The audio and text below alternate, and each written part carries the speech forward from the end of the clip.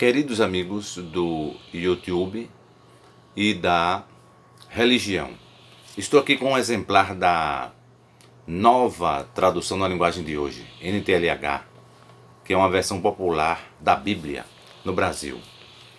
Preste atenção que o assunto é importante.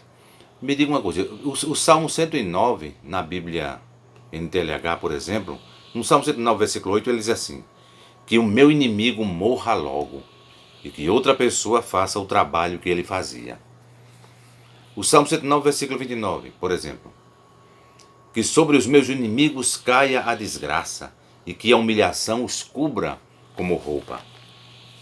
O Salmo 70, versículo 3 da NTLH é o seguinte: Salmo 70, versículo 3: que caiam na desgraça e fiquem cheios de confusão aqueles que zombam de mim. Será que uma pessoa deve ficar o tempo todo repetindo estas palavras? Até mesmo, e o pior, quando estiver com raiva? Eu acho que não. Não. E até o texto diz assim: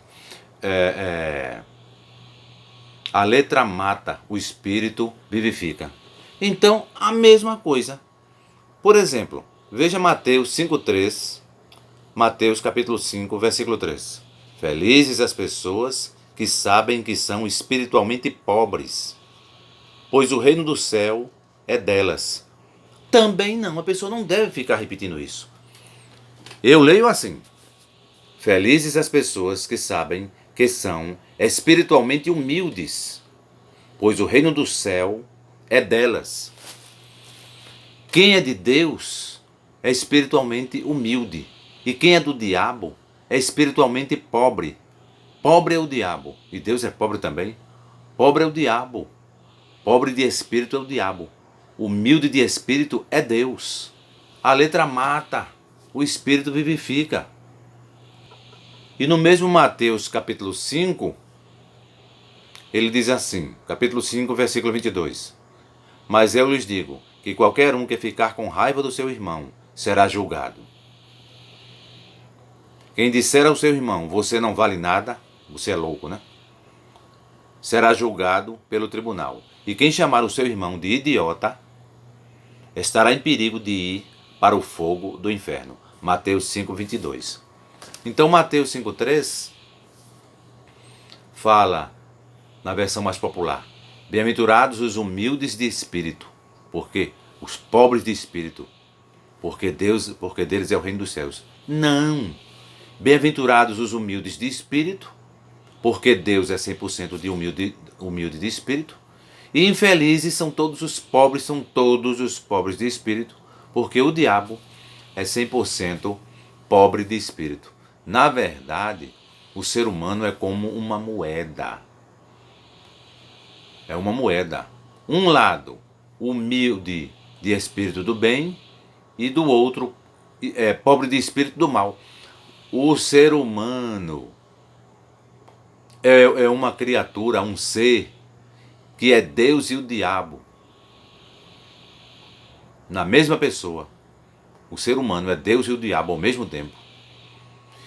E a carne e o sangue do ser humano é como a lama, onde o porco, chamado Satã, deita e rola. Eu acredito que este assunto é relevante. Por exemplo, quem ama é humilde e bom, quem odeia é pobre e mau.